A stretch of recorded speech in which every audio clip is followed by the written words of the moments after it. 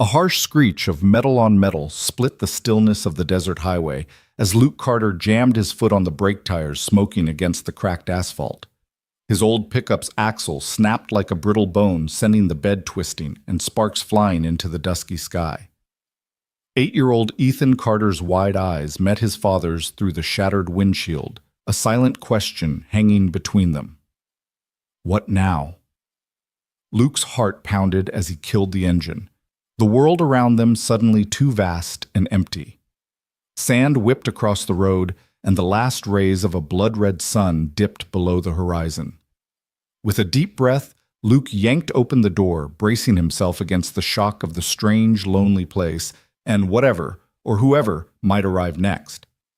If you've ever wondered how far a single act of kindness can change everything, drop a comment below, hit that subscribe button, and ring the bell so you don't miss a minute of this journey. Luke Carter's boots crunched against the gravel shoulder as he stepped away from his dying truck toolbox, clutched in one hand like a split-second lifeline.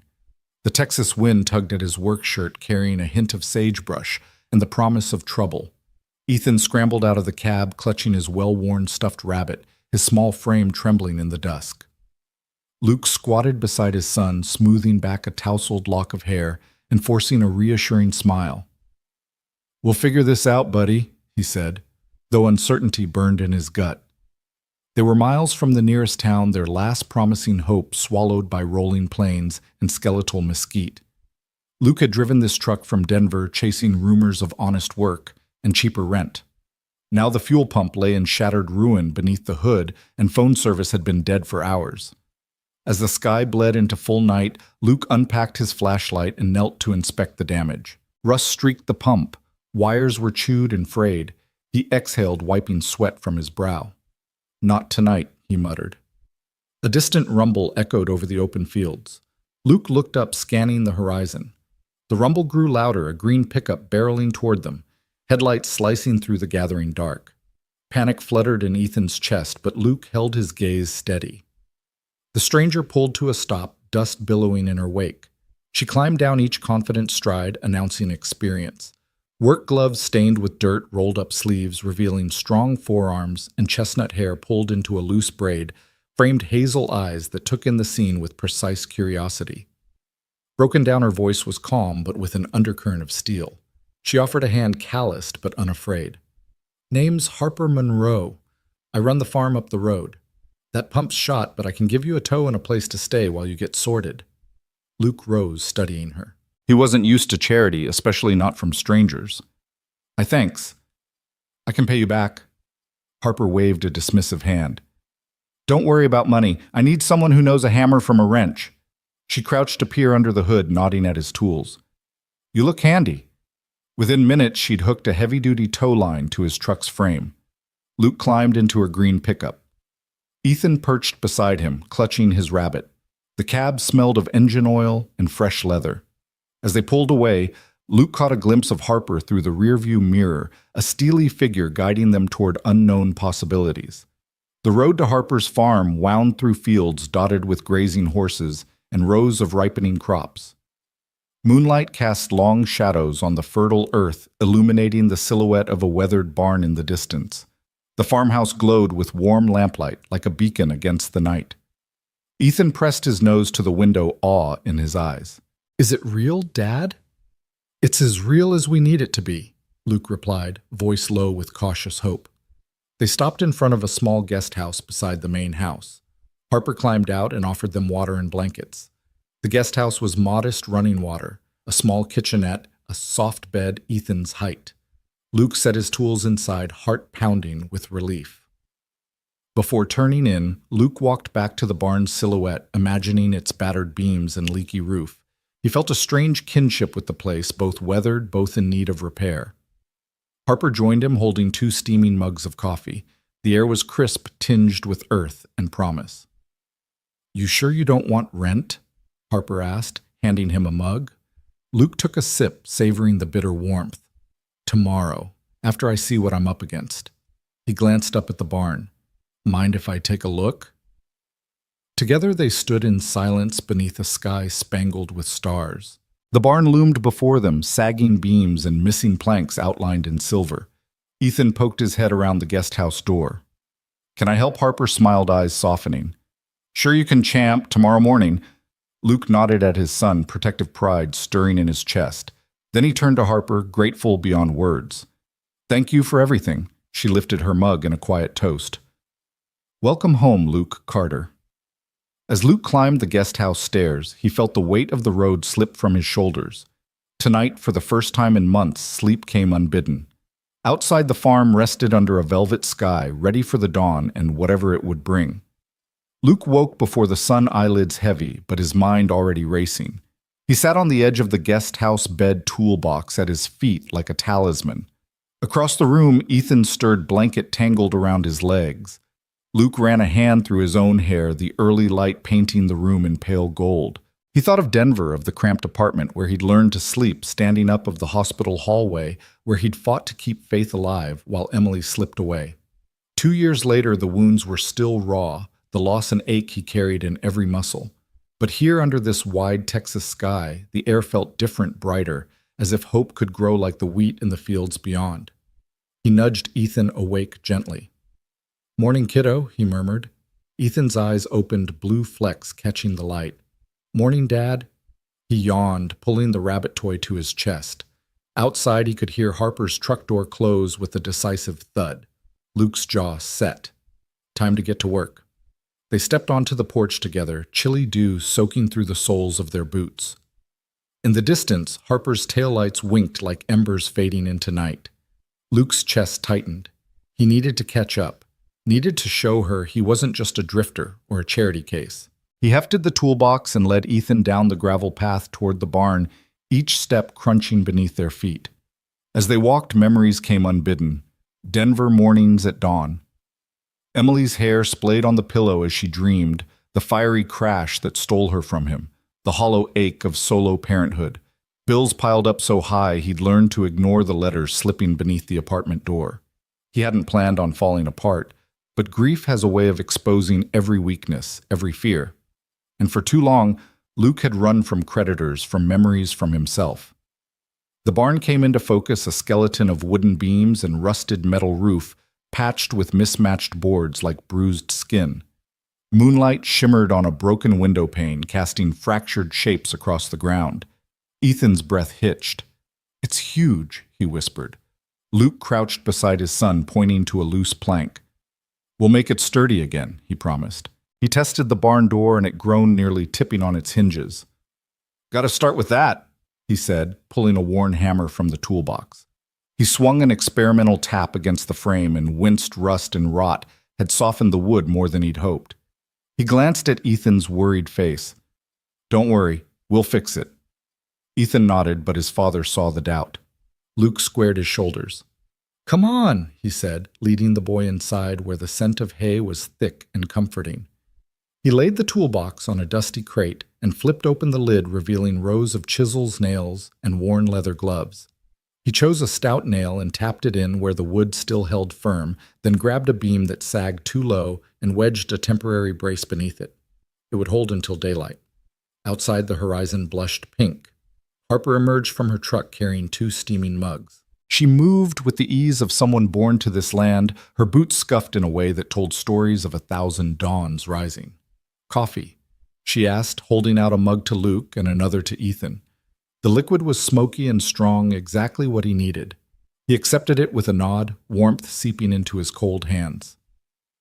Thanks, he said softly. He didn't need to remind her he was a carpenter. She'd seen his hands, knuckles, calloused fingers scarred from years of grasping hammers and saws. Tell me more about this place, he said, leaning against the barn's corrugated wall. Harper took a slow sip, eyes drifting across the fields. My family's been here 3 generations. This barn was my grandpa's pride and joy. He built it by hand after coming home from the war. She let out a dry chuckle. Had dances in here back when the county fair was the biggest event around. Her gaze sharpened. Then he died right in those fields. Heart gave out. Folks started selling land, moving on. I stayed. Guess I was too stubborn to leave. Luke listened, picturing her grandfather hammering boards side by side with neighbors, music drifting on summer wind. He recognized her stubborn pride. He'd worn it too when he'd refused help after Emily's accident, when he'd turned down friends because he didn't want to feel weak. Now, sitting here, coffee in hand, he felt a kinship, a spark of something more than obligation. Ethan crouched to watch a pair of horses grazing near the fence. "Can we feed them later?" he asked. Luke exchanged a look with Harper. "Sure thing, buddy. First we fix the barn, then we earn a few carrots." Harper cracked a smile, a glint of amusement in her eyes. "He's got a good deal there, Luke." He took another sip of coffee, the bitter taste grounding him. "Speaking of good deals, I'll need lumber," he said, eyeing the barn's missing planks. "Do you have extra boards? Or know where we can get some?" She glanced toward the farmhouse where the porch light still burned.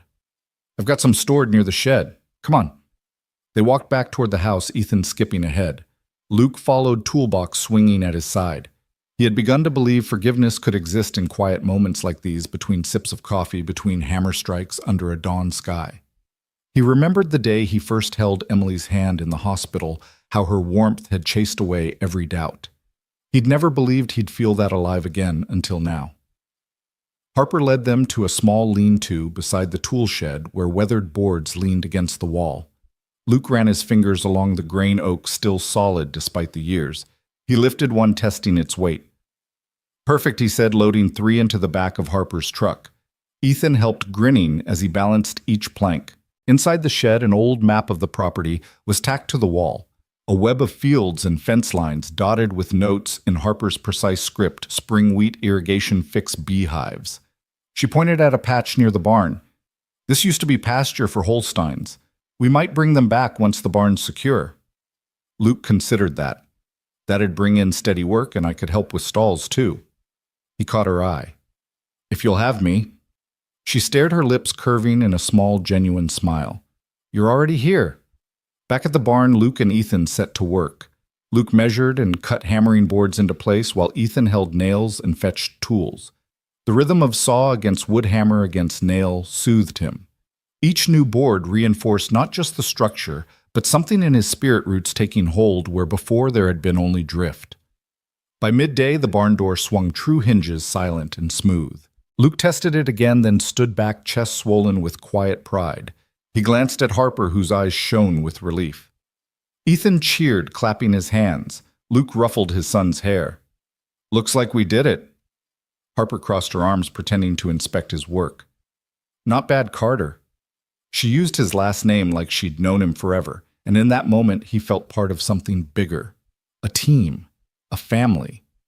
He wiped sweat from his brow, setting aside his hammer. "What's next?" Her answer came in a laugh, richer than any music he'd ever heard. "Let's feed those horses, then. I've got a fence that could use some persuasion." Luke grabbed his hat, looping the strap of the toolbox over his shoulder.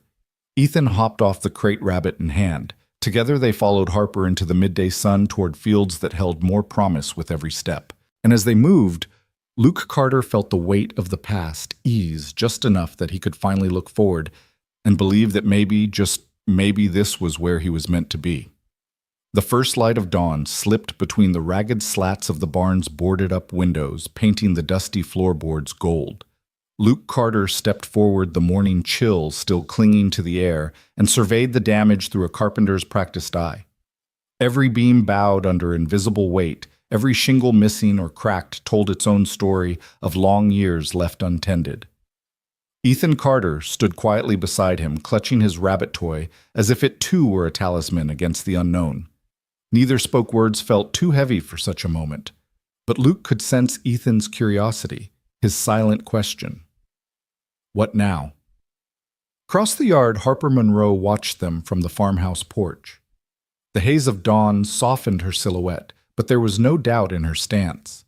She folded her arms, hat tipped back on her head, and waited. When Luke finally turned to her, she beckoned with a single nod and called across the space. "Morning," she said, voice steady. "You see what I'm dealing with?" He swallowed, stepping off the worn path and onto the loose gravel that led to the barn door. "I do."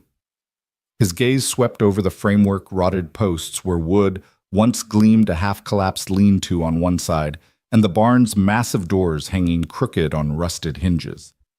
He ran his hand along the edge of a broken board, splinters pricking his palm. "This place has history. You don't want to tear it down. Harper dropped her arms and pulled a folded paper from her pocket, a sketch of the old barn drawn years ago when it still stood proud. She handed it to Luke, her fingers brushing his wrist in the exchange. My grandfather used to say a carpenter's touch could bring life back to anything she said. Her hazel eyes locked on his. I can't pay you cash, but I need someone who knows his way around a hammer. I'll give you shelter meals and your son a safe place to run. You repair this barn and you'll have more than I can promise in town. Luke hesitated. Pride danced with desperation inside him. He'd left Denver with nothing but his toolbox and a head full of memories, some painful, some bittersweet. He'd crossed state lines on faith and rumor, chasing a chance to rebuild his life for Ethan. Now here was an offer that felt too good to be true. A home, meaningful work, a real fresh start. But no cash. He bristled. How could he feed his son without steady pay? Nights spent lying awake in that creaking guest house, bills piling higher than the barn rafters, sure as any paycheck in a factory. He glanced at Ethan, who had inched forward and was running his small hand along the side of the barn. The boy's eyes shone with a quiet excitement, as if he felt that this place could be theirs, a place where his laughter might echo off the wooden beams instead of bouncing off apartment walls. Luke inhaled the scent of hay and earth. He remembered Emily's gentle smile, the way she'd encouraged him to believe in second chances. He could almost hear her voice here. He met Harper's steady gaze. She didn't look away. Her offer was more than a job. It was trust. He straightened, bringing the paper sketch to his chest as if it were a shield. I'll do it, he said, voice low but firm. I'll fix your barn. He extended his hand. Harper stood brushing lint from her jeans before taking his hand in a firm shake. In that moment, the old wood structure behind them shifted from ruin to promise. The sun climbed higher, warming the cracked earth beneath their feet as they turned the latch on the barn door and stepped inside. The interior smelled of dust, old feed, and the lingering echo of hoofbeats from decades past. Luke clicked on his flashlight and swept the beam across broken stalls and scattered tools. Each piece of discarded equipment was an invitation: bring purpose back to this place, and you'll find it yourself. He knelt beside a rotted support beam, tapping it with the handle of his hammer. The hollow thud told him he'd need fresh oak posts at the very least. He stood and held out his hand to Ethan. Come on, buddy, let's get started. The boy climbed up onto a dusty crate, his small frame silhouetted against the rising sun. Luke passed him a dust mask and gloves. Safety first, he said, and Ethan nodded solemnly, as though he understood the weight of the work ahead. Outside, Harper was already unloading a pile of new lumber from her pickup boards cut to size 2x4s lined up like soldiers at attention. She carried a toolbox of her own, smaller and well-worn, but clearly kept by someone who knew how to use every tool inside. Luke let Ethan watch for a moment, then joined Harper at the stack. She handed him a carpenter's pencil and a tape measure. Together they marked the lengths they'd need, shoulders brushing as they worked in comfortable silence. As the morning sun climbed higher, Luke felt the familiar burn in his muscles, an ache he hadn't felt since the days when Emily still stood by his side in their old workshop. But this ache was different. It felt like progress, like each swing of the hammer drove away doubt. He cut and nailed, braced and lifted. Ethan fetched nails, held boards steady, and learned the rhythm of the work. By mid-morning, they'd replaced 2 main posts and reframed the door. Luke stepped back, sweat on his brow and dust clinging to his shirt. He wiped his forehead with a rag and took in the sight. Straight beams standing proud again, a doorway strong enough to swing open without protest. The barn breathed beneath his handiwork. Harper brought out a thermos of coffee and 3 tin mugs. She handed one to Ethan, filled with hot chocolate, and 2 to them. Luke took a long sip of coffee, relishing the bitterness as Ethan sipped with wide eyes. This is the best hot chocolate ever, the boy declared, and Luke couldn't help but smile. A moment ago he'd worried about feeding his son. Now he watched him sip chocolate in the shadow of a rebuilt doorway. Maybe it didn't have to be cash that sustained them here. Harper leaned against the newly straightened post and studied Luke. "You're good at this," she said softly. "Better than I even hoped." He shrugged, wiping his mouth with the back of his hand. "I've done my fair share of projects, but this one, it matters more." He looked around the barn, imagining it filled with hay bales and the soft clop of horses' hooves. It's not just a building, it's history. He turned back to her. Thank you. Her gaze softened. Thank you for staying. She flipped her coffee mug in her hand. I didn't think anyone would take me up on it. They fell into step, moving deeper into the barn toward a rotted loft ladder. Ethan clambered up, first curiosity twinkling in his eyes as he peered into the dusty hayloft above. Sunlight filtered through cracks in the roof, illuminating forgotten tools and lengthening shadows.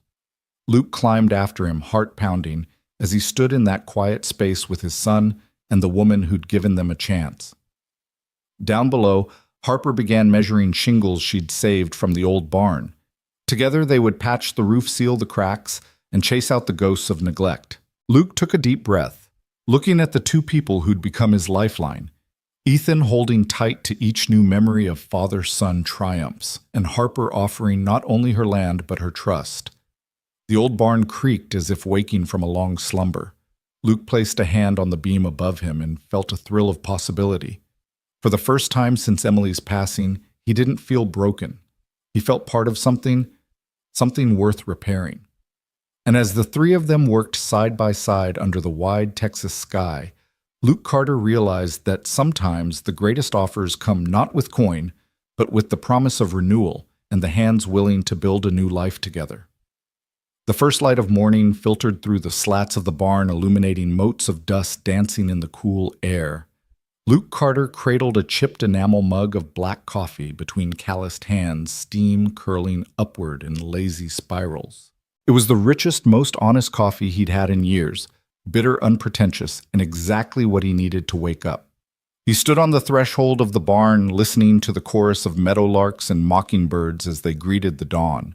Across from him, Harper Monroe leaned against a newly reinforced beam, her own mug pressed to her lips. Her eyes, the color of storm clouds, drifted across the worn floorboards they'd spent days repairing. The barn's great doors stood open behind them, now revealing rows of young saplings planted outside, evidence of her vision to restore the land. She took a slow sip of coffee, then set the mug down on a nearby crate with a thoughtful sigh.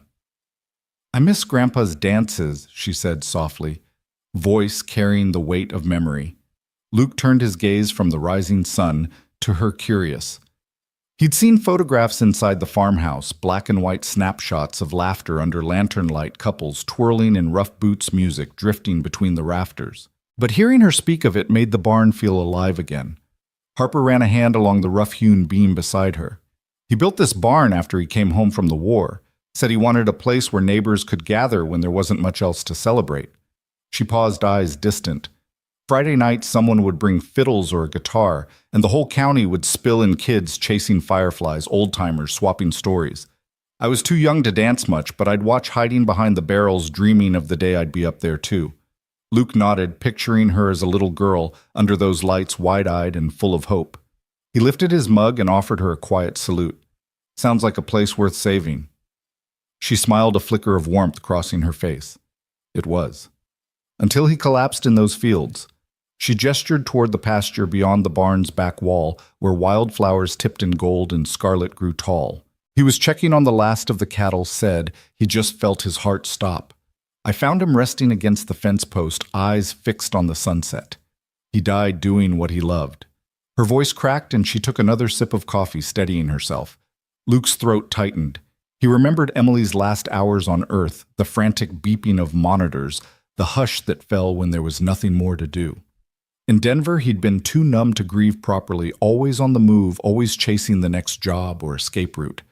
But here, under Harper's honest gaze and amidst the land steeped in generations of memories, his grief coalesced into something he could almost touch. I'm sorry, he said, his voice low. He set his mug on the crate beside hers, hands curling around the chipped rim. I know what it's like to lose someone doing what they love. He looked at the barn's sturdy frame, freshly bolted and braced. We lost my wife in an accident. I've been running ever since. Harper regarded him with quiet sympathy, her eyes softening. I knew there was more to your story, she admitted. Your hands aren't just good with a hammer. They've seen hard times. She set her mug down and squared her shoulders. I've always handled things myself. Never wanted to depend on anyone. But when the developers first came calling with money, I couldn't refuse. I realized just how alone I really was. Luke watched her silhouette outlined by dawn light. She folded her arms, strength and vulnerability mingling in her posture. "I was going to sell," she said. "Easy money, a chance to start fresh somewhere else. But I couldn't do it. Not after Grandpa built this place with his own hands. Not after everything he stood for." He remembered the moment she'd offered him shelter without cash, the fierce pride in her voice as she refused payment. "You made the right call," he said, voice firm. "Places like this aren't measured in dollars. They're measured in lives saved in stories told in dreams built under open skies." She gave him a small half grin. "You sound like a preacher." Then more softly, "But I need this barn and my home to survive. I need someone I can trust, someone who doesn't walk away when things get hard." Luke felt a spark of understanding. He knew what it meant to walk away to leave town when rent came due to pack up memories like broken shards to teach his son that stability was a myth.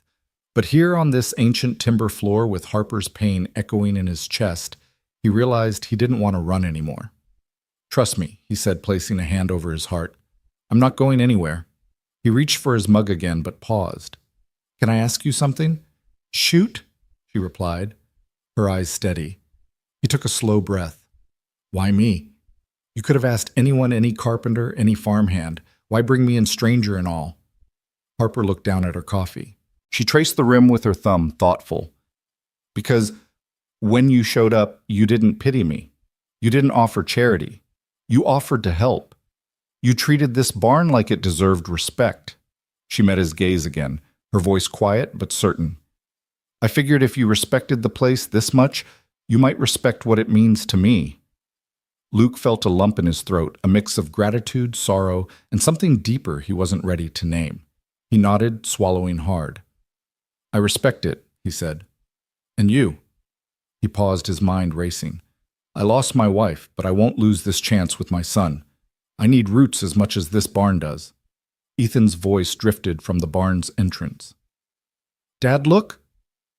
The boy stood beneath one of Harper's trees, cradling a robin's nest in his small hands. 3 tiny bluish eggs nestled inside, and Ethan's eyes shone with wonder. Luke and Harper both set down their mugs and hurried over. Together they knelt at the base of the tree. Ethan's hand trembled as he ran a finger along the nest's rim. "They're real, Dad. They're gonna hatch." Harper crouched beside him, placing a gentle hand on his shoulder. "Promise you will keep this tree safe, buddy. Your mom would have loved these eggs." Luke's throat caught at the mention of Emily. He leaned down, brushing a strand of hair from Ethan's forehead. "We'll protect them," he vowed, "just like we'll protect this barn." Ethan grinned and slipped the nest back into its branch. The mother robin chirped from nearby, bold and bright, a song of new beginnings. The 3 of them watched until the bird settled over her eggs, then rose together, hearts a little lighter, as the sun climbed higher, warming the barn's wooden frame. Luke and Harper returned to the coffee crate. Their mugs were empty now, but the air between them was charged with something neither had felt in a long time: hope. Harper exhaled slowly, brushing dust from her jeans. "I've carried so much on my own," she said, voice soft. "Loss and responsibility and fear. It's a lot for one person." Luke folded his arms across his chest. "You don't have to carry it all," he said. "Not anymore." She looked at him, her storm-gray eyes searching his. For a moment neither spoke, only the sound of birdsong and distant farm noises filled the silence. Then Harper's lips curved in a hesitant smile. "Thank you," she whispered, "for believing." Luke tipped his mug toward her in a wordless toast. "To new chapters," he said, voice steady. Harper nodded. "To new chapters." They stood together in the morning light, 2 souls bound by coffee and confessions, by shared grief, and the promise of rebuilding something enduring. The barn behind them was more than an old structure now. It was the foundation of a new life, one neither of them would have to face alone. And as the sun rose fully over the fields, Luke Carter realized that sometimes the strongest beams are forged in honesty and held together by hearts willing to trust again.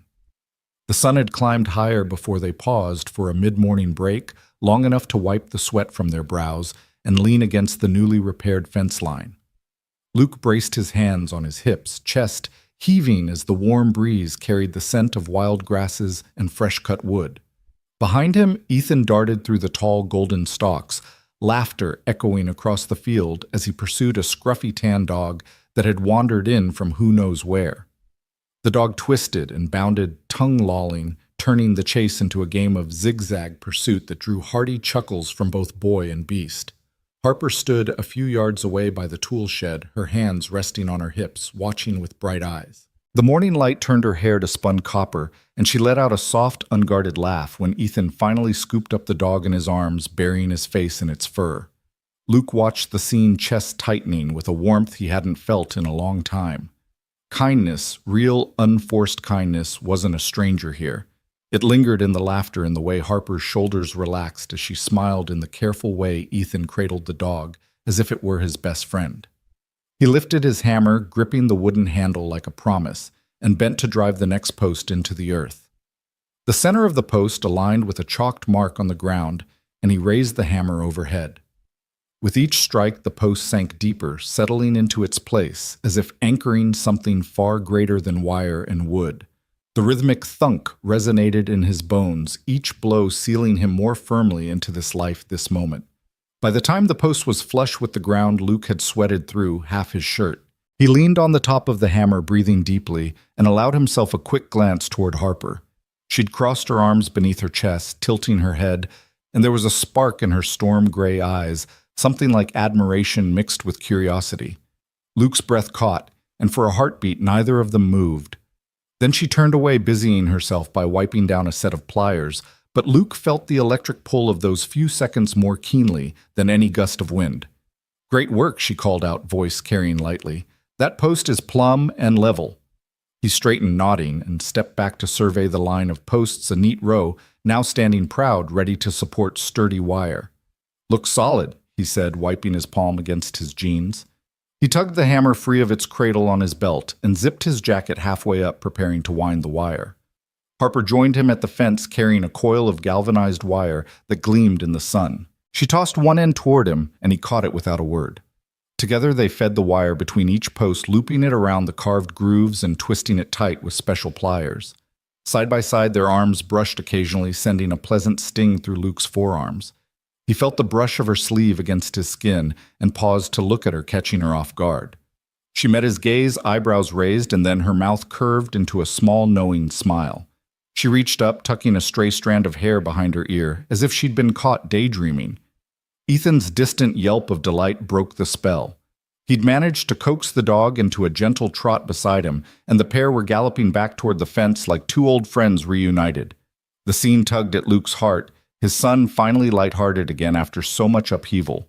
The friendly mutt swinging alongside him, Harper's unguarded smile as she watched. It felt like a dream he'd once believed impossible, a family of three, rebuilding on open land that cared more about hard work than banknotes.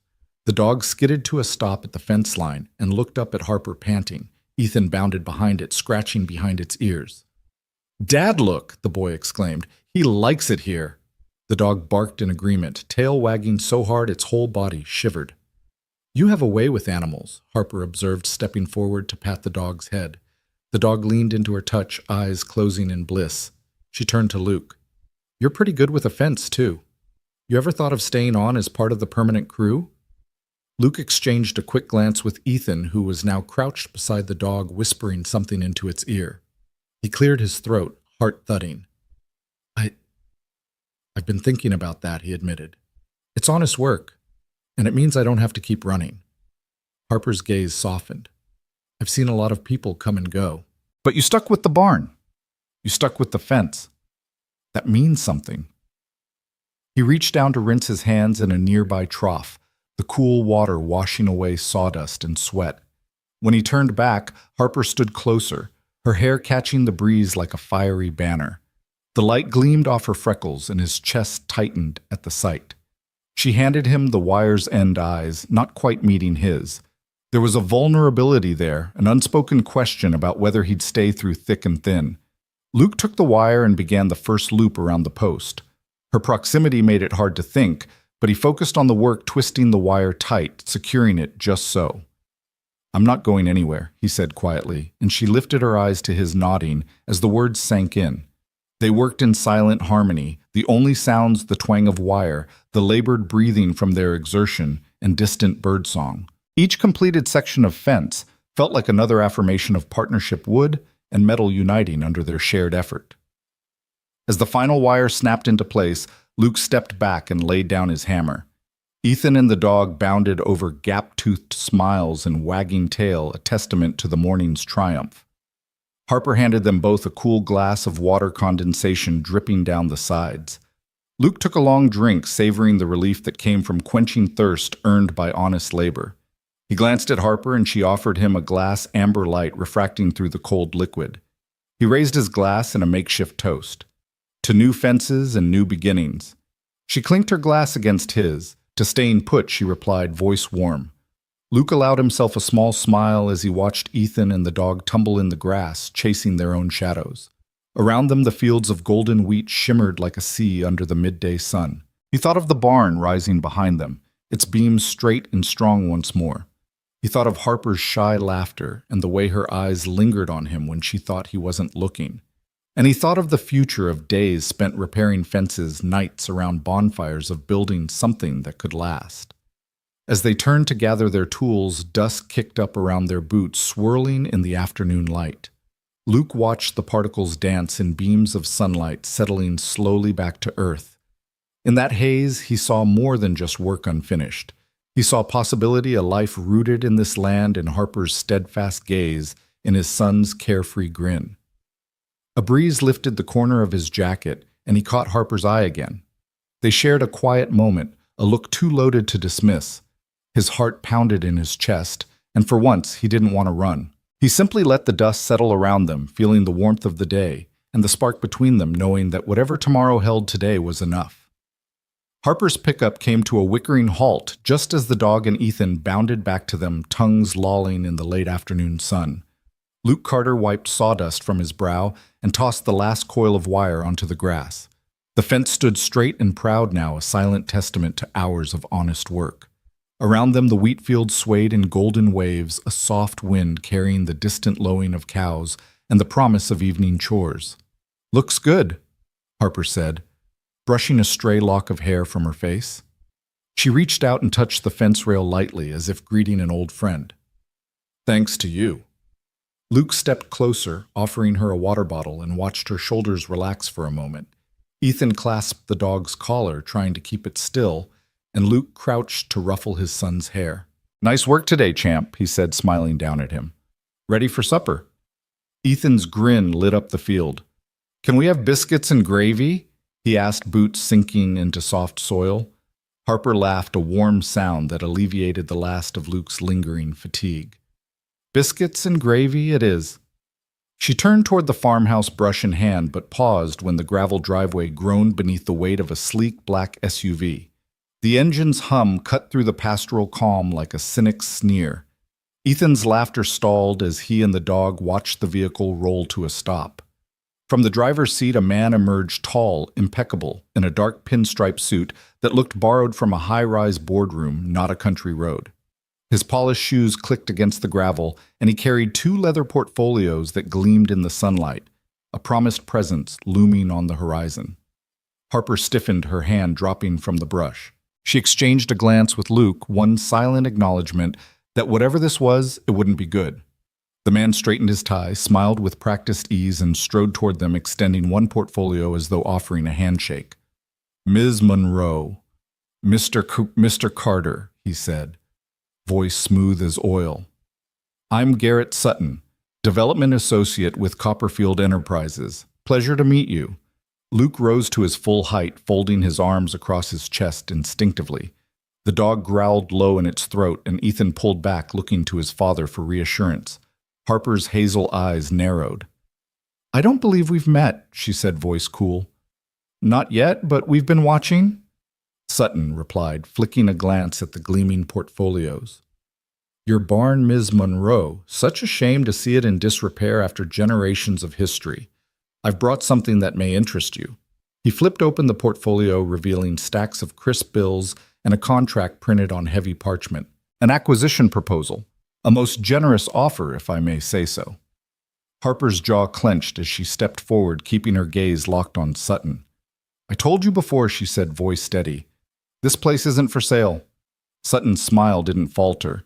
He slipped one portfolio closed and offered the other to Luke instead. "Mr. Carter, you're helping to restore something remarkable here. We value that. We'd like to compensate you as well." He tapped the contract's header. Full-time staff carpenter position benefits included with a salary far above standard rates. No more guest house, living your own cabin on the property fully furnished. Luke's throat tightened. The offer glittered like temptation, enough pay to cover debts and Denver stability for Ethan, maybe even a chance to save for a real home. Yet something in Sutton's tone, a casual disregard for the sweat on Luke's brow, the care in Harper's eyes made the papers feel like shackles rather than promises. Harper took a step forward, hand closing around Luke's sleeve. He felt her pulse quicken beneath his fingers. "We're not interested," she said, voice low but insistent. "Our history isn't measured in dollar signs." Sutton's eyes flicked between them, annoyance flashing for a heartbeat before he masked it with suave politeness. "I understand sentiment truly. But consider what we're offering: modernized barns, upgraded facilities, improved water systems. You'd have resources beyond your wildest dreams." He tapped the portfolio's edge. "All provided. No upfront costs."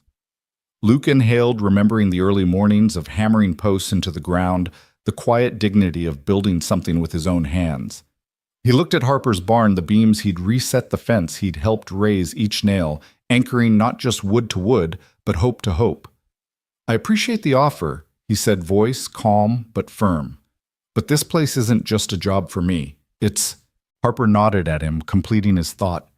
"It's our home," she said. "It's our legacy. We don't need outside money. We need work that respects what's already here." Sutton closed both portfolios with a soft click. "Pity," he murmured, gaze sliding to Ethan, who hugged the dog protectively. "My clients won't wait forever. I'll return in a week with an even better offer." He turned sharply, his coat tail flicking behind him, and climbed into the SUV. Luke's fist clenched around the hammer at his belt, but he resisted the urge to storm forward. Harper squeezed his sleeve again. They watched as the black SUV dissolved back down the gravel lane, dust billowing like a warning. Silence settled over the fields, heavier than the midday heat. Ethan broke the quiet. "Dad, why did he want to buy your barn?" he asked, voice small. Harper crouched beside her son, brushing his hair from his forehead. "People see opportunity, kiddo," she said. "They think in numbers, not feelings." Her gaze drifted to the barn, sun slipping behind its peaked roof. "They don't understand roots." Luke knelt in front of Ethan, placing both hands on his shoulders. "We're not going anywhere," he promised, voice steady despite the anger simmering beneath his skin. "This farm is ours to protect." Across the field, the dog barked, stirring the tall grass. Luke stood, eyes fixed on the fading road. In that moment, he made a silent vow: this fight. Harper's fight was now his, too. Whatever Sutton brought back in a week, he and Harper would be ready. He would stand guard over this land as fiercely as he had stood guard over his own son's heart.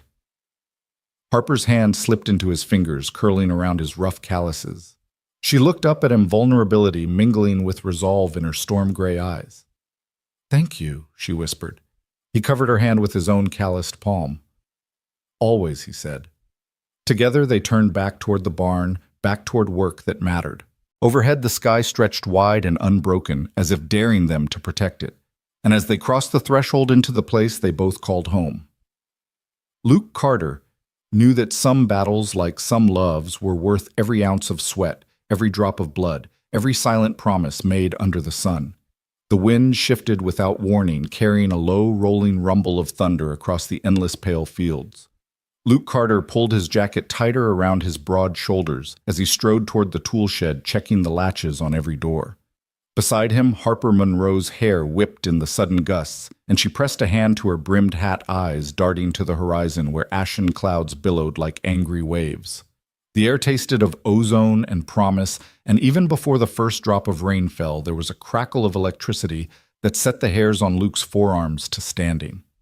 "Storms moving faster than I thought," he said, over his shoulder, voice nearly drowned out by the wind. He reached the shed and wrapped both hands around the rusted handle, twisting until the door creaked open. Inside lay wheelbarrows, jerry cans, and coils of hose things that, if left loose, would soon become airborne missiles. He grabbed the heaviest items first, stacking them against the far wall. Harper joined him inside, dropping a bundle of tarp at Luke's feet.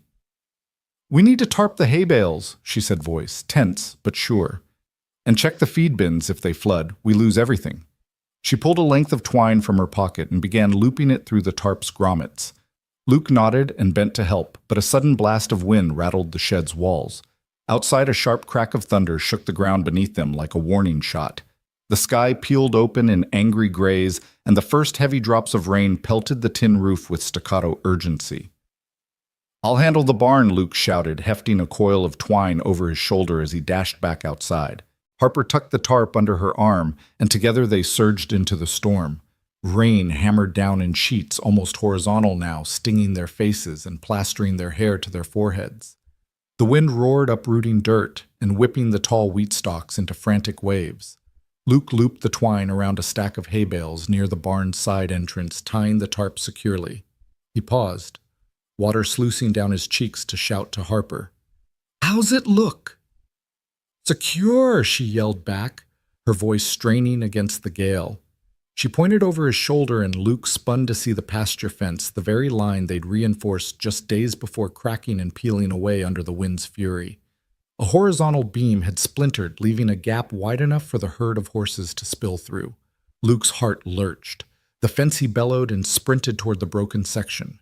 Harper followed, abandoning her tarp for the moment. They arrived just as one startled mare tore through the gap, nostrils flaring and hooves pounding the churned earth. A second horse whinnied and followed, then two more panicked, surging through them like wildfire. Luke dove to close the gap, grabbing the broken post with both hands. Rain sluiced down his jacket as he hauled it back toward the others. The wood was slick and splintered, but he jammed it into the soil and braced it with a length of twine that Harper handed him between gusts. Harper knelt by the trembling mare, the rain pelting her back as she murmured soft words of reassurance. She ran a hand along its neck, voice low and melodic. The horse's flanks heaved, muscles rippling beneath a slick hide, but she did not flinch.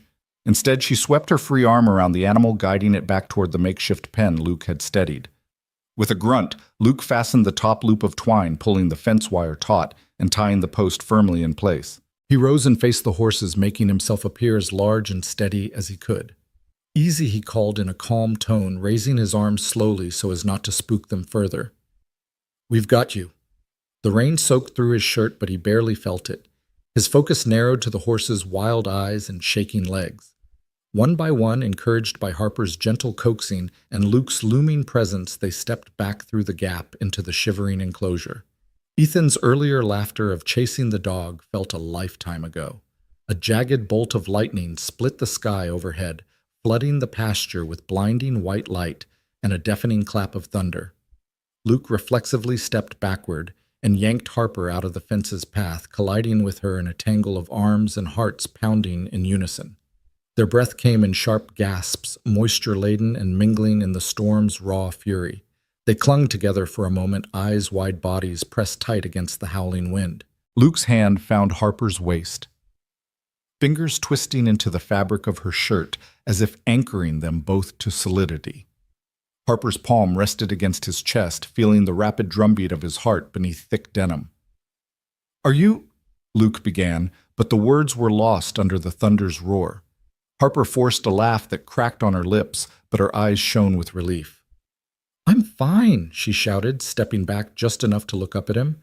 Rain streamed down her storm-gray eyes, tracing rivulets across her cheeks like rivets of courage. "You saved me." He shook his head.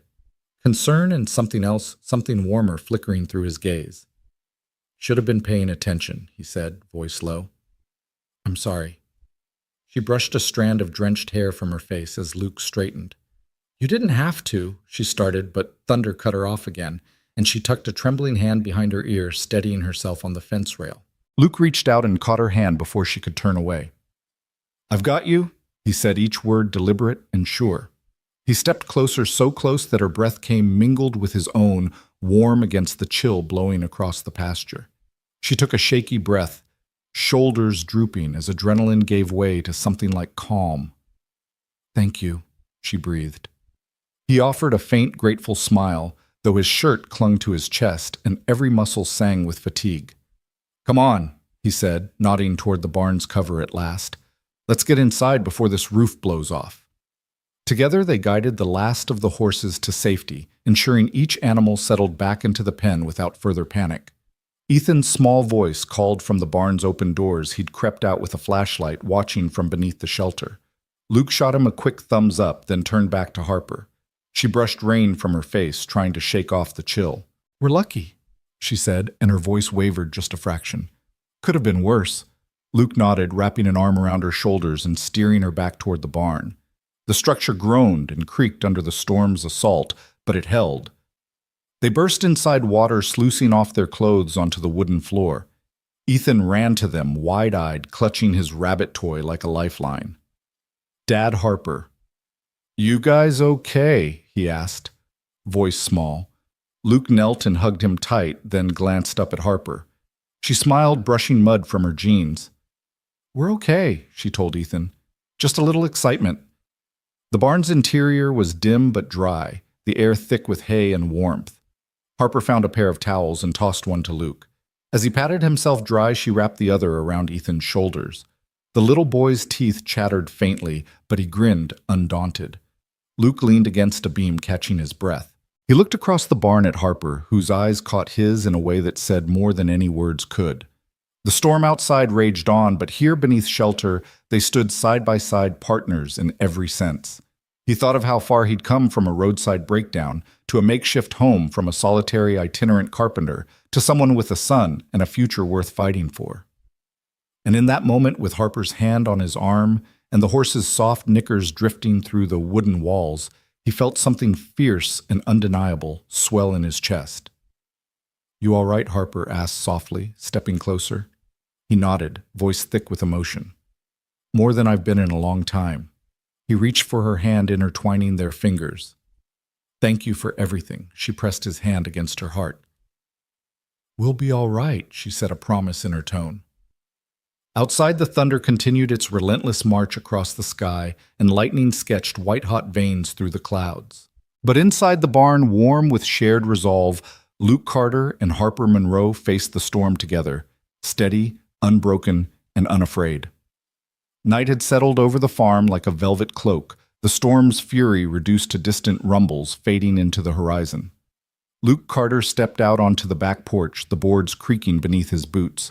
He could still taste the sharp tang of adrenaline in his mouth, mingling with the earth's damp musk. Beside him, Harper Monroe held 2 short glasses of amber whiskey, each swirling with ice that clinked softly in the quiet night air. She offered one to Luke, her fingers brushing his just for an instant, enough to send a warm spark through his chest. "Here," she said, voice low, steady, "for surviving the storm." He accepted the glass and raised it in a silent toast. The liquid burned as it slid down his throat, a comforting fire against the chill the rain had left behind. Lightning had vanished, replaced by a clear sky, spangled with stars so bright they seemed to hover just above the treetops. The farmhouse lights cast a soft golden glow over the porch, illuminating the weathered planks and the few chairs they'd arranged in a conversational arc. They sank into those chairs, Luke on the left and Harper on the right, elbows on knees, glasses cradled in their hands.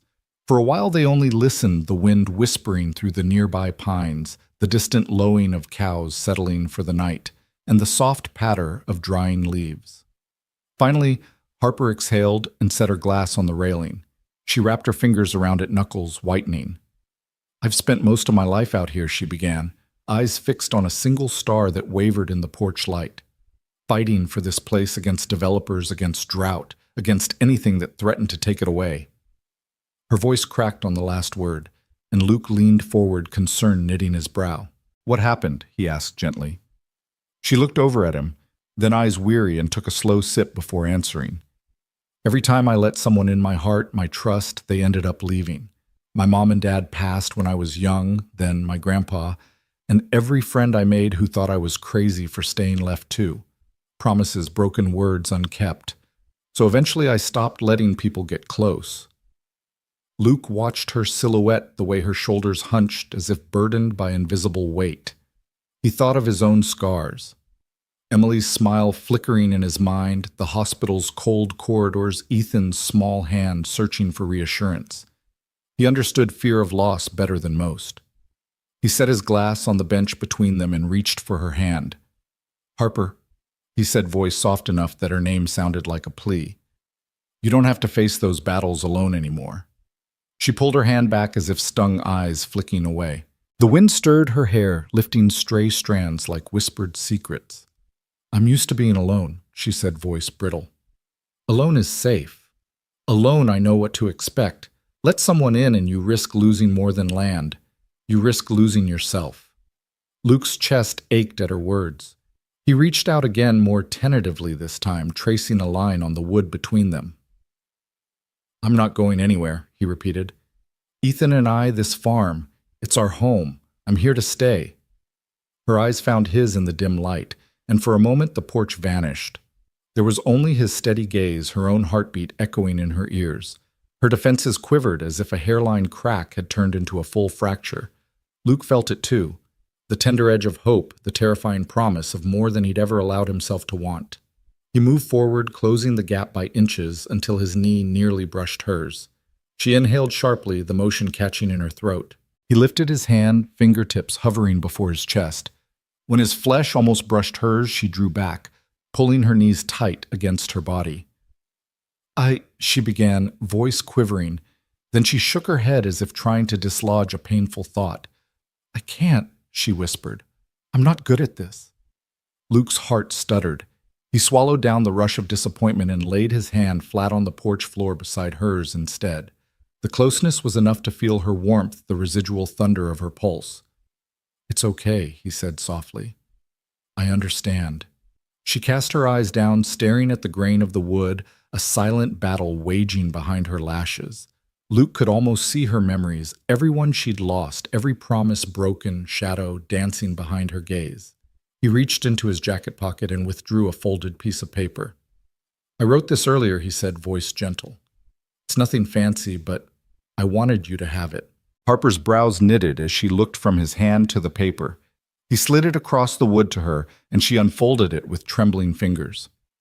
Inside were 3 lines written in Luke's careful script. "I choose you. I choose this land. I choose us, no matter how hard the fight." She blinked as though waking from a dream, and the words trembled in her grasp. Luke leaned forward, eyes unwavering. "You don't have to fight alone. Let me stand with you." Tears glimmered in her storm-gray eyes. Her jaw trembled, caught between fear and longing. When she looked back at him, the walls she'd built around her heart shuddered, and a single tear broke free, tracing a path down her cheek. She began, voice hoarse and bitter lip. The moment stretched between them, suspended in the night air. Then she closed the paper, folded it once, twice, and slipped it into her pocket. Her hand found Luke's on the porch floor, hesitating before covering it with a tentative pressure. He inhaled sharply at the contact, her fingertips seeking his fingertips, a fragile bridge spanning the chasm of her fears. "I'm scared," she admitted, voice barely above a whisper. "I don't know if I can do this, letting someone in believing they'll stay." Luke's chest tightened, but he kept his voice gentle. "I'll stay," he said. "Every day you have to remind yourself that I'm here, I'll be." Harper lifted her head, and in her storm-gray eyes he saw gratitude, relief, and that flicker of something more. Something neither wanted to name just yet. She took a slow breath, leaning forward, until her other hand joined the first, encasing his in hers. Their fingers curled together, a small defiance against the loneliness she'd known for too long. Luke edged closer still, mind telling him to wait to let her set the pace, but something in her softened surrender pulled him forward. Their foreheads brushed, breath mingling in the cool night, and for an instant time held its breath. Then reality closed in. Harper's eyes fluttered open, panic sharpening her gaze. She drew back with a shaking laugh, standing abruptly. "I'm sorry," she whispered. "I can't." Luke's heart lurched, but he stayed seated, watching her retreat to the far end of the porch. She wrapped her arms around herself, knees drawn tight as if protecting a wounded heart. Luke set his glass on the railing unused and rose to follow her, hands raised in peace. "Harper," he said softly, stepping into the dim circle of porch light. "It's okay. We'll take this slow. We'll go at your pace." She shut her eyes, pressing her back against the wall, and nodded once, sharply. "Okay," she echoed, voice distant, slow. Luke exhaled relief, mingling with an ache that wouldn't fade. He turned and retrieved his glass, raising it toward her in a quiet toast. Harper watched him for a moment. then gave a small, almost imperceptible nod. They didn't speak again that night. Instead, Luke sat in the empty chair she'd vacated, whiskey glass cradled between his hands, and watched her through the porch's soft glow. He saw her silhouette etched against the farmhouse window, and he understood her walls had begun to crumble, but she'd not yet learned to lean on someone else's strength. A soft breeze rattled the porch rail, and Luke let the night's calm settle around him. He would wait, patient, unwavering, for her fears to ease, for her trust to grow, for her hand to slip back into his without the tremor of doubt. And in the silent communion of that porch under the starlit sky, he vowed once more he was there to stay, come what may. The morning sun slanted through the kitchen window, catching dust motes and golden shafts as Harper Monroe unfolded the county notice across her grandmother's maple table. The paper crackled between her fingers, its stark lettering spelling out words she had never wanted to see. Notice of intent to exercise eminent domain. She stared at the paragraph that followed, heart pounding so hard she thought she might collapse right there into her wooden chair. They're taking it, she whispered, voice raw. Her fingers trembled against the paper as she read on Garrett Sutton's name, inked into every line, the county officials complicit in a plot to seize her land for public redevelopment. Public redevelopment, he'd called it, a golf course, luxury homes, a shopping center, places empty of history, hollow of meaning. She dropped the notice, letting it slide to the floor, and pressed her palms flat to the table as if to keep the world from spinning off its hinges. Luke Carter stood in the doorway, toolbox in hand, fresh from the barn. He paused at the sight of Harper's ashen face. "What is it?" he asked, voice gentle. Harper looked up, eyes wide and haunted. She reached for the notice, her knuckles white. "Eminent domain," she said, words jagged. "They're seizing the farm, Luke. They filed it yesterday under Garrett's influence. He's enlisted the county to force me out." Luke's chest tightened. He set the toolbox down with a thud that echoed through the room. He leaned forward and scooped up the notice, scanning the dense legalese. His jaw clenched, and then in a motion born of fury and protection, he slammed the paper onto the table. The wooden top rattled under the impact. "They can't do this," he said, voice low and hard. "Not if we don't let them." Harper's eyes glittered with tears she refused to shed. She rose and began pacing, hands clenched at her sides. "They don't need my permission," she said, voice brittle. "Eminent domain means they can just take it, claim it's for the public good. Garrett's pulling the strings. He's betrayed me. Betrayed this land." Luke followed her lead, moving to stand beside her. He laid a heavy hand on her shoulder. "Then we fight," he said, each word deliberate. "We'll marshal every tool, legal, personal, whatever it takes to defend your home. You're not alone in this, Harper. I'm with you." She closed her eyes at his words as if drinking them in, but the tremor in her shoulders betrayed her fear. Luke gathered the papers and stuffed them into his jacket pocket. "I'll call my friend Jenna. She's a lawyer in Austin. She knows eminent domain cases. We'll get her out here today." Harper shook her head. "It's too late. The notice says 3 days until the hearing. They'll bulldoze this place before you can blink." Luke's face hardened. "Then we'll be ready in 3 days." He reached out and took her hand. "We'll get affidavits from neighbors' testimony about the farm's history, any legal grounds to challenge it. And if Garrett thinks he can bully you with county officials, he hasn't met the wrong people yet." Her gaze met his. There was a tremor there, a flicker of hope shadowed by panic. She swallowed hard. "I don't know how," she admitted. "I've never fought something like this before." He squeezed her hand gently. "Then you won't have to learn alone." He leaned close, voice quiet but fierce. "I promise you, Harper Monroe, nobody messes with your legacy while I'm standing here." For a moment, Harper's defenses wavered. She pressed her forehead to his chest, listening to the steady thump of his heart, an anchor in the chaos. Outside, a breeze rattled the kitchen window as though the wind itself had carried his vow into her soul. When she finally looked up, her eyes were clear. "Okay," she said, voice steady. "Okay, let's do it." By mid-morning, the Monroe farmhouse had transformed into a makeshift command center. Luke sat at the table, head bent over his laptop, drafting emails to Jenna and other legal contacts. Harper sorted through old photographs and deeds, centuries of family history she intended to band together into a defense dossier. Ethan perched on the edge of the table, rabbit toy in hand, watching his parents with wide eyes. Mom, what's eminent domain? He asked, voice small. Harper ruffled his hair. It means they think they can take our farm and use it for something else, baby. But we're going to stop them. Ethan's brow furrowed as if weighing her words. Like when you and Dad saved the barn from falling down. Luke smiled, ruffling his son's hair. Yeah, sweetheart, we're saving this place too. Reassured Ethan scampered off to collect his tools and help Harper box old ledgers and letters from neighbors, handwritten notes praising the farm's place in community life. Harper carefully tied each package with twine and labeled it Community Support, Historical Value, Economic Contribution. She and Luke exchanged determined glances. They were stacking every possible defense. An hour later, Jenna's crisp voice crackled through the laptop's speaker. Luke, I'm on my way, she said. I'll be there in 4 hours. In the meantime, get me everything you've got on the farm's history. Deeds, tax records, affidavits, your lease agreement. If we can show this isn't truly for public use, we can push back. Luke glanced at Harper, who nodded and returned to her piles of documents.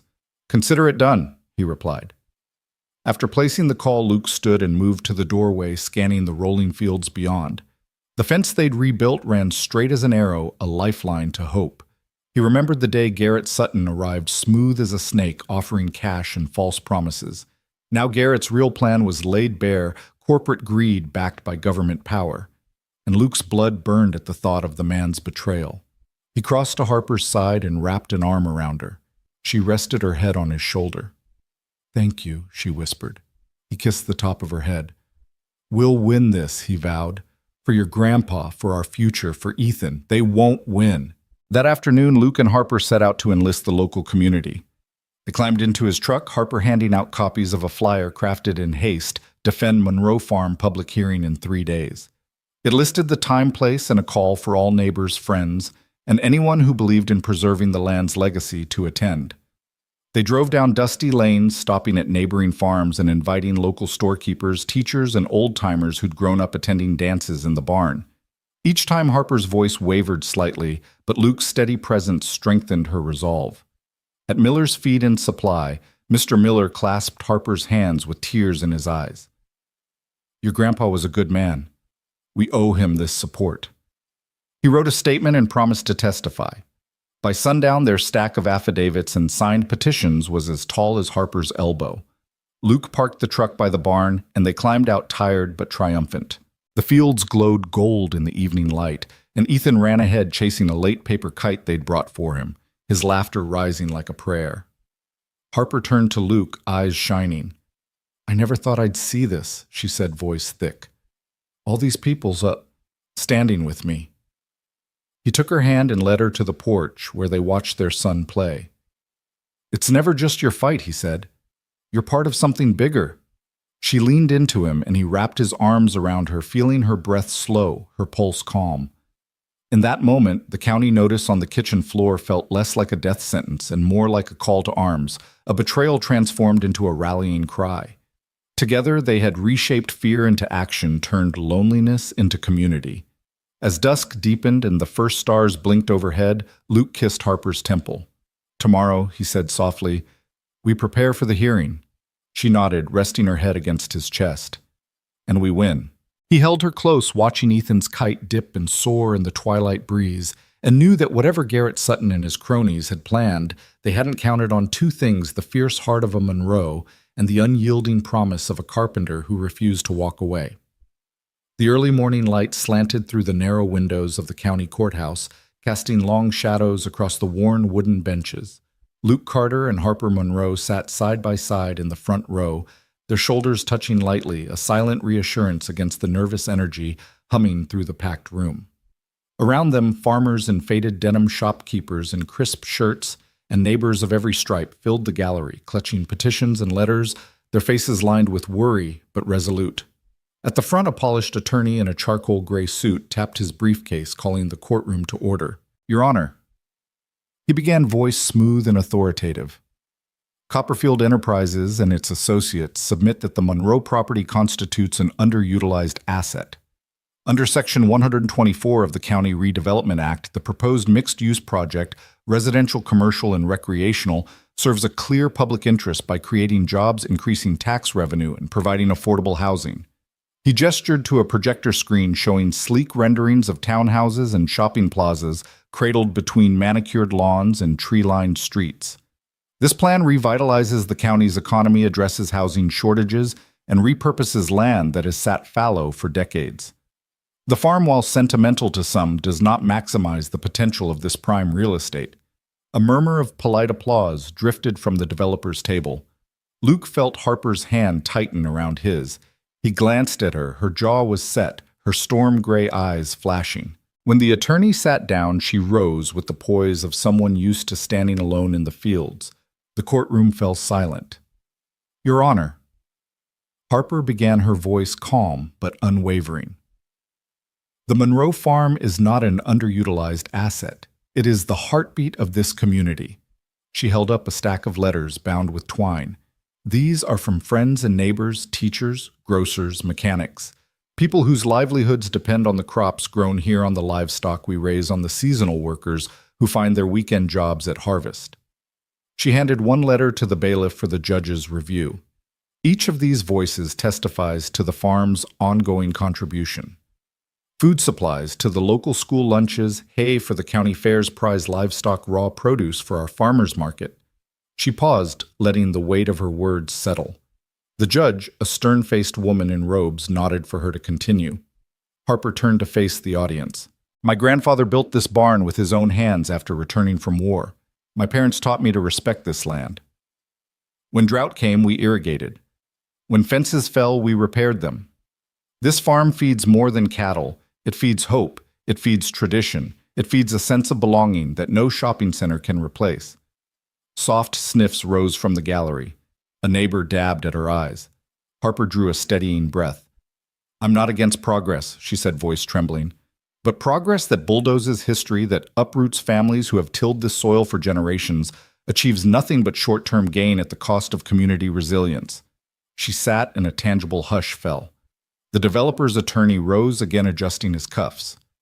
"Miss Monroe's sentiment is commendable, but it does not override the public good. Revenues projected exceed maintenance costs by 300%, and the community will benefit from the influx of business and infrastructure." Luke stood before the defense table, shifting the weight of his boots on the scuffed wooden floor. He swallowed the lump in his throat and stepped forward. "Your Honor, members of the board," he said, voice steady though his heart thundered. "I'm not a lawyer, I'm a carpenter. I came here looking for work and found a home that my son and I deserve. But today I stand here because I believe in more than profit margins. I believe in roots." He paused, letting the word resonate. "When I first drove onto Harper's farm, my truck broke down. But it wasn't just a broken axle I found here. I found a chance to rebuild my life, to ground Ethan in something real. I've seen this land feed families, create jobs for harvest hands whose children go to our schools. I've seen neighbors donate hay for shelters in the winter. I've seen community picnics under the barn's rafters. That's more than underutilized. It's the lifeblood of a county that needs more than new roofs and brick facades." Luke lifted his gaze to the judge. "Take this farm away from us, and you take away the promise of second chances, the heritage of hard work, the stories that bind us together. You replace them with sterile developments and empty streets at night. I've built things all my life, fences, barns, tables for families to gather around. But the most important thing I've helped build here is community, and that is priceless." He returned to his seat as gentle applause rippled through the gallery. The developer's attorney looked momentarily off balance, pressing his lips together before regaining composure. He rose for a final rebuttal, but his words rang hollow compared to the conviction that filled the room. The judge consulted her notes, then looked out at the crowd. "I appreciate the heartfelt testimony presented today on both sides. This is a complex matter involving economic development and preservation of heritage. I will review these arguments and the submitted evidence. A ruling will be issued within 2 weeks." A collective breath seemed to release as murmurs spread through the courtroom. Luke reached for Harper's hand beneath the seat fingers, interlacing in gratitude and relief. She turned to him, eyes shining with unshed tears and fierce pride. Outside, the late afternoon sun was waning, the sky painted in strokes of pink and orange. The courthouse steps were crowded with voices, neighbors offering congratulations, photographers from the local paper capturing smiles, attorneys shaking hands with witnesses. Amid the chaos, Luke and Harper stood side by side, their shoulders aligned as if forming an unbreakable wall. Harper leaned her head on Luke's shoulder. "Thank you," she whispered, voice thick with emotion. He kissed the top of her head. "Thank you for fighting, and for letting me stand with you."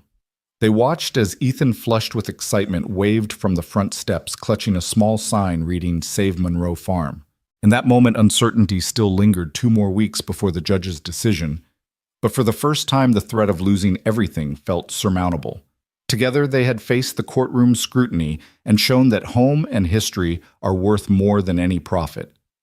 And as the gathered crowd began to break apart under the glow of dusk, Luke Carter and Harper Monroe walked down the courthouse steps hand in hand, ready to weather whatever came next, secure in the knowledge that when roots run deep, they can withstand any storm. The morning sun hadn't yet burned away the lavender haze when Harper Monroe found Luke standing at the edge of the barnyard, staring at his phone, as though his life depended on the words on its screen. She crossed the yard in quick steps, her heart drumming with the same anxious hope that had accompanied every long night since Garrett Sutton first threatened to seize the farm. "I've got it," Luke said, voice strangely hushed. He slipped the phone into his pocket and turned to her, eyes bright with relief. The judge denied the eminent domain claim. "The farm is ours officially." For a moment, Harper simply stared at him as if willing the words to sink in. Then the tension gave way, flooding her chest like a sudden storm dissolving into sunshine. She reached out and wrapped her arms around his waist, pressing her face into his soaked work shirt. "We did it," she whispered, voice thick. "We actually did it." Luke lifted her, spinning her once before setting her back to solid ground. "No," he corrected, voice warm and soft. "You did it. You and everyone who stood by you." He brushed a strand of hair from her face. "I just helped carry the load." Harper pulled back enough to look him in the eye, that storm-gray intensity softened now by tears and triumph. "I couldn't have carried it at all without you," she said, and her lips curved in a shaky smile as she stepped closer. Behind them, the farm seemed to exhale. The barn's newly patched shutters gleamed in the morning light. The fence lines that they'd rebuilt stood straight and strong, and even the horses in the pasture ambled quietly as if attuned to the shift in atmosphere. Among the rows of corn and wheat neighbors began to appear Mr. Miller from the feed store waving his hat, the Wilson family holding a plate of freshly baked biscuits. Old Mrs. Alvarez, her cheeks rose with pride as she brought a basket of plums from her orchard. Luke and Harper exchanged a glance that said everything words couldn't. Together they strode toward the farmhouse, hands linked as cheers and laughter followed in their wake. Ethan raced ahead, rabbit toy bouncing in his arms, flanked by local children who'd spent the night sleeping under hay bales in solidarity. When he reached his parents, he threw himself into both of their arms, squealing, "You saved the day!" Harper knelt to scoop him into her lap, brushing grass from his hair. "We saved our home, buddy," she said, pressing her cheek to his. He giggled, and Luke crouched beside them, planting a kiss on Ethan's forehead. "And you helped too," he added. "You made this place better just by being here." As the sun climbed, a potluck breakfast emerged on the farmhouse porch, stacks of biscuits, jars of preserves, plates of scrambled eggs and bacon sizzling on warming stones. Harper and Luke moved down the line like honored guests, thanking each neighbor in turn, their hearts swelling with a pride that felt as nourishing as any meal. Laughter and conversation wove among them. Memories of the fight, hopes for the future, plans to expand the barn's dance nights next season. By midday, the festivities began to wind down. Harper found herself back at the porch's edge, cradling a steaming mug of coffee. Luke joined her, pulling a chair beside hers. Between them, a vase of wildflowers Luke had picked that morning glowed in the sun. They sipped in companionable silence, watching Ethan chase fireflies across the lawn, their delicate lights flickering like tiny beacons of joy. Harper leaned into Luke's shoulder, inhaling the scent of his linen shirt mixed with morning air. "I can't believe how light everything feels," she said finally. "I kept waiting for the other shoe to drop." Luke tilted her chin up, brushing his thumb across her cheek. "No more waiting," he promised. "We've got this place for good now." He lifted his coffee mug in a small toast. "To Monroe Farm, home sweet home." Harper returned the toast, her lips brushing the rim. When she looked up, Luke's eyes shone with something more, an invitation loaded with unspoken promises. She felt the gentle pull of his gaze, the warmth in his tone, and her own heart responded without hesitation. "Luke," she whispered, voice trembling in anticipation. He set his mug down and reached for her hand. Their fingers intertwined, and for a moment the world narrowed to the two of them on that sunlit porch, the hum of farm life a distant echo. Luke rose and offered her his hand. "Come with me," he said softly.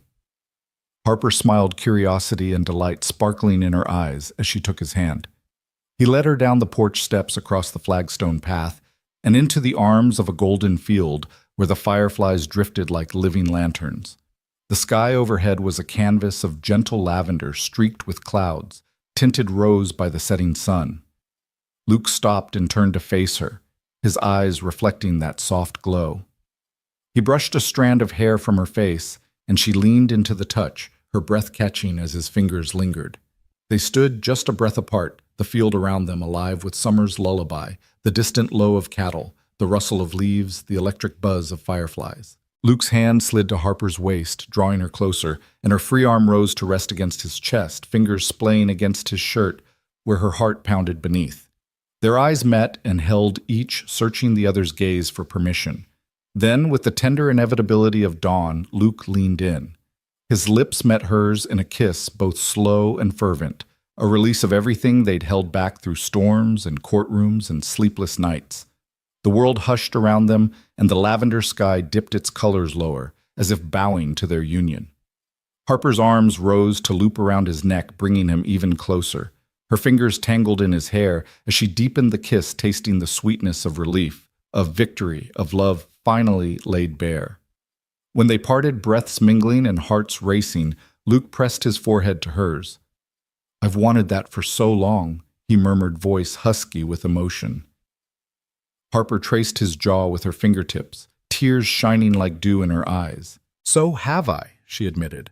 "More than I ever let myself believe I could." He smiled, brushing his lips across her brow, then her temple. "We'll have plenty of time to believe now," he said. "Here, where everything matters." She rested her cheek against him, listening to the steady beat of his heart, the fireflies dancing around them in a silent benediction. Together they watched as the lavender dusk deepened into a velvet night, lit by 1,000 glowing wings, a perfect ending to a chapter forged in struggle, sealed with resilience and crowned by their long-awaited vulnerability. And in that field of fireflies, with the farm safe beneath them, and the promise of tomorrow shining as brightly as the stars above, Luke Carter and Harper Monroe knew they were finally home.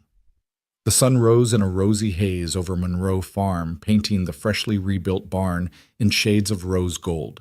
Luke Carter wiped his brow as he stepped out of the new woodworking shop, inhaling the rich scent of sawdust and pine that now mingled with morning dew. Behind him, the rhythmic hum of sanders and the steady tap of chisels echoed from inside, where he shaped oak boards into fence posts and farmhouse furniture that would last generations. The shop's open doors welcomed each breeze, carrying with it the promise of fresh beginnings. Ethan Carter, barefoot and carefree, darted through the emerald rows of young corn, his laughter trailing behind him like a ribbon. He bent to examine a ladybug perched on a leaf, its red shell glistening in the dawn light, before sprinting off again to chase a butterfly dancing between stalks. Luke watched his son's boundless energy and felt a swell of pride. These fields were no longer just land. They were the backdrop to Ethan's happiest memories, a far cry from the cramped apartment they once knew. Across the yard, Harper Monroe stood on the grain bin surveying the morning's work. The barn's new timbers gleamed sturdily beneath its metal roof, each plank and beam a testament to sweat-earned renewal. A row of planters she'd installed beneath the windows now brimmed with bright marigolds and trailing vines, her way of celebrating life's resilience. She climbed down, boots crunching on gravel, and waved to Luke, who gave a confident thumbs up. Then she headed toward the greenhouse by the chicken coop to check on seedlings sprouting in neat rows. By mid-morning, neighbors began to drift in Mr. Miller with fresh hay bales. Mrs. Alvarez bearing jars of plum jam, and the Wilson children clutching wildflower bouquets. They gathered beneath the shade of the old oak tree beside the barn, where a long picnic table groaned under the weight of homemade breads, pies, and a steaming kettle of lemonade. The chatter was easy, friendly. Conversations wove through plans for harvest dances in the barn loft and rotating work schedules in the fields. It felt less like a gathering to commemorate victory and more like an ordinary Wednesday morning, an ordinary miracle. Luke emerged from his shop carrying a set of handcrafted rocking chairs he'd built for the wraparound porch. He set them down beside two wide benches and ran a hand along the smooth armrests. "Made these for us," he said, voice warm.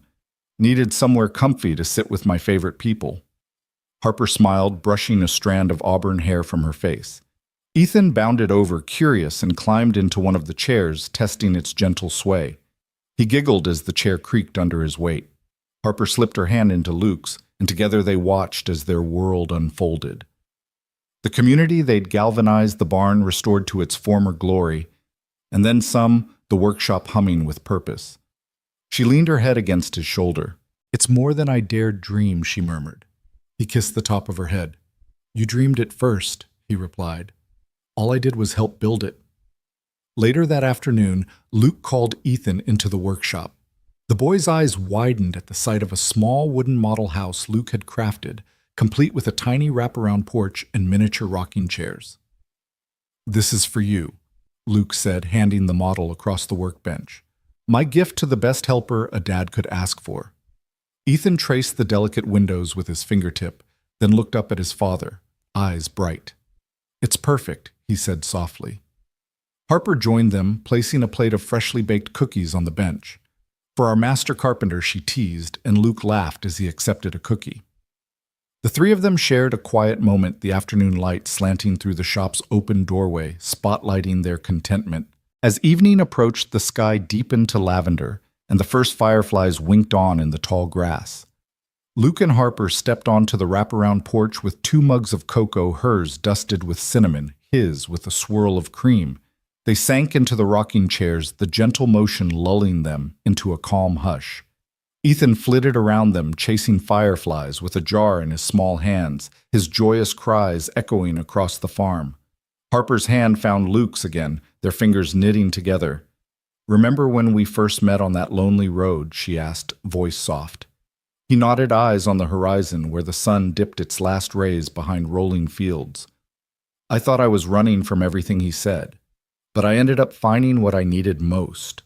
She smiled, leaning her head against his shoulder. "A fresh start," she mused. "Not just for us, but for so many people. This place isn't just my family's legacy anymore. It's everyone's hometown." His arm tightened around her. "And it's ours," he said. "Together." They sat in companionable silence as the twilight deepened, the gentle creak of the rocking chairs blending with the rustle of leaves and distant calls of crickets. The barn doors stood open, a sliver of lantern light spilling onto the grass, ready for the community dance they'd planned next weekend. The workshop behind them glowed warmly, evidence that Luke's promise to build a life here had taken shape in wood and nails and heartfelt labor. Ethan's voice drifted up to them. "Mom, Dad, look." He held up his jar triumphantly. Inside, dozens of fireflies blinked softly, casting a flickering glow across his wide grin. Harper and Luke chuckled and rose, meeting him halfway, and Luke carefully lifted the jar to his lap so he could join in the delight. The three of them bent close, marveling at the tiny lights, their faces aglow in the lavender dusk. Harper kissed Ethan's forehead, then looked up at Luke, eyes reflecting both firefly light and the gathering night sky. "We did good, didn't we?" she whispered. He nodded. "We did great." He guided the jar toward a nearby sapling and opened the lid, letting the fireflies climb free.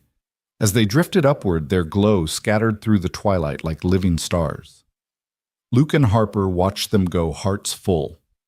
Harper slipped her hand into Luke's again as they watched the last fireflies vanish into the darkening sky. Beneath them, the barn, the shop, the fields. They were no longer separate pieces, but one seamless tapestry of home, the legacy of her family. The fresh start he'd found, their son's laughter weaving it all together. This was the foundation they'd built, stronger than any steel beam. And as the final ember of sunlight faded, they remained on the porch, wrapped in each other's arms, content in the knowledge that here on this land they had fought to preserve their roots would only grow deeper with every sunrise to come.